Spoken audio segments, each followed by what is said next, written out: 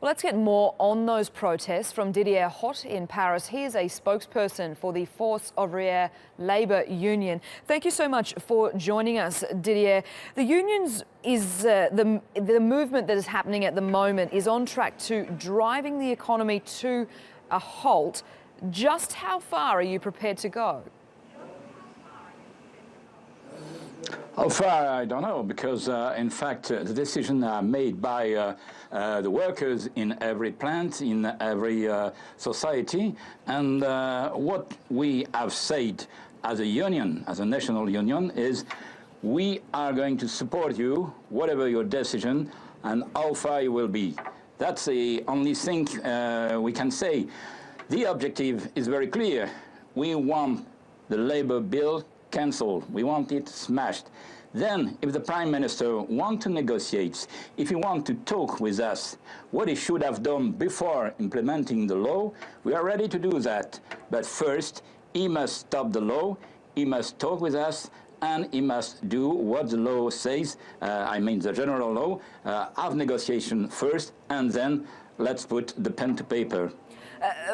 Being infuriated with the government is one thing, but that having an impact on the rest of the members of your country is another. Is there any onus on you to tell people at some point they need to get back to work so that the economy and people can continue with their daily lives? Recently, there has been a poll about what the Frenchmen were thinking about the labor bill. 75% of them said it's a bad thing, we want it to be cancelled. So in fact, the majority of the population is really willing to smash that law. Of course, there are inconveniences. Of course, it's not an easy situation. But in fact, most of the people, even in the queue for petrol, for gas stations, says it's okay, it's difficult, but we will go on because the situation and the goal is worth it. So I think it's a very strong movement that is going to last at least until the government changes its mind. But Mr. I don't see in the general population a dissatisfaction. No, that's not true.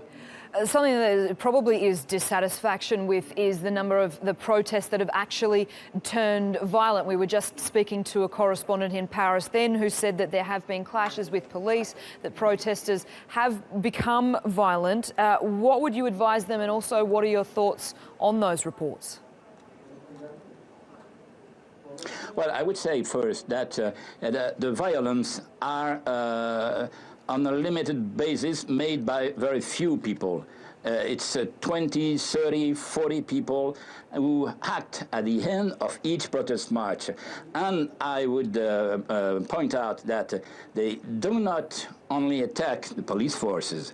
They have attacked many times the security service of the protest march. It means the unionists too have been wounded and sent to the hospital by those hooligans. So it's not the fact from the protesters. The violence doesn't come from the protesters.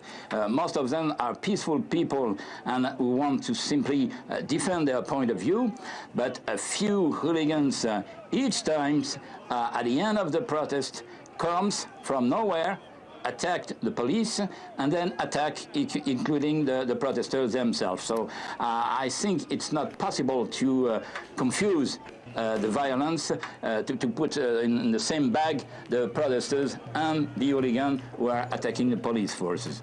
Well, hopefully the hooligans, as you call them, don't win and the good people of France do. Didier Hotte, thank you so much for joining us.